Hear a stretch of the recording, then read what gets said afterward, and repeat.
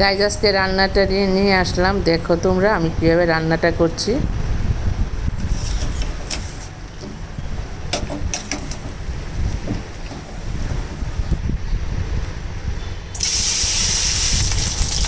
Guys আজকে নিয়ে আসলাম চন্দনা শুটকি দিয়ে ডাঁটা আলু একটি ঝোল রান্না করব। খুব কালারফুল হবে রান্নাটা, দেখতে থাকো ভিডিওটা, ভালো লাগে। করে ধুয়ে নিয়েছি, তারপর একটু হলুদ আর নুন মেখে ভেজে নিলাম।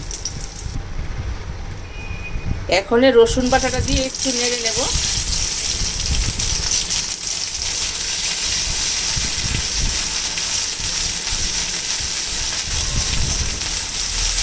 রসুনটা একটু ভালো করে ভেজে নিতে হবে, তাহলে রান্নাটার মধ্যে ভীষণ একটা সেন্ট আসবে, খেতেও ভীষণ ভালো হবে। ভিডিওটা দেখতে থাকো। এক্ষণে দিয়ে দেবো, রসুনটা তো ভাজা হয়ে গেছে, পেঁয়াজ বাটা একটু দিয়ে দেবো। পেঁয়াজটাও একটু রসুনের সঙ্গে ভালো করে কষিয়ে নিতে হবে। নেড়ে চেড়ে কষিয়ে নিলে রান্নাটা ভীষণ ভালো হবে। তারপরে এখন দিয়ে দেব, এখানে আছে হলুদ আর লাল লঙ্কার গুঁড়া, সেগুলি দিয়ে দেবো। একটু কালারফুল হলে ভালো হয়, আর লাল লঙ্কাটা দিলে রান্নাটাও ভীষণ ভালো লাগে। লাল লঙ্কা ছাড়া রান্না সে কালারও হয় না, আর একটু টেস্টিও বেশি আসে না। কাঁচা লঙ্কা তো দেবই একটু বেটে, ঝাল ঝালের জন্য, আর কালারের জন্য একটু লাল লঙ্কা আমি সবসময় দিই। কষানোটা মোটামুটি হয়ে আসছে, এখন দিয়ে দেব ওই ভাপিয়ে রাখা সেই ডাঁটা আর আলু। ডাঁটা বা যেই মোটামুটি সবজি আমি একটু গরম জলে ভাপিয়ে নিই, দিলেই ভালো হয় রান্নাটা।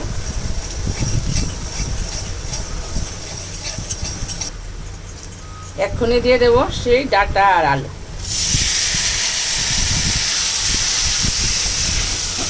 দারুণ স্বাদের একটি রান্না করে না খেলে বুঝবেন না।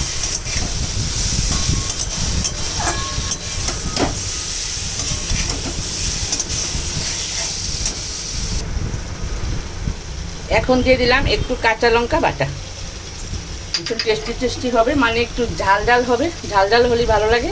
আর স্বাদ মতো নুন।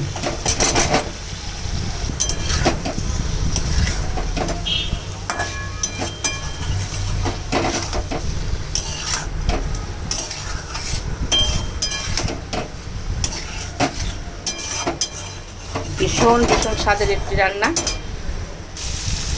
সবজি সেই ভেজে রাখা চন্দনা শুটকিগুলি।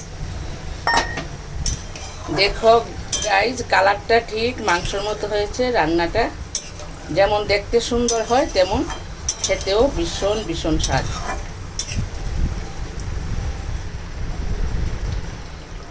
রান্নাটা কমপ্লিট হয়ে গেছে গাইজ, এখন আমি নামিয়ে নেব। নামানোর আগে একটু ধনিয়া পাতা দেব। যেহেতু রসুনটা সাফিসিয়েন্ট দেওয়া আছে, সেহেতু ধনিয়া পাতাটা না দিলেও পারতাম, তবে একটু দিয়ে দিলাম। এই জিনিসটার একটু আবার দেখো বন্ধুরা, রান্নাটা মোটামুটি কমপ্লিট হয়ে গেছে। বাই।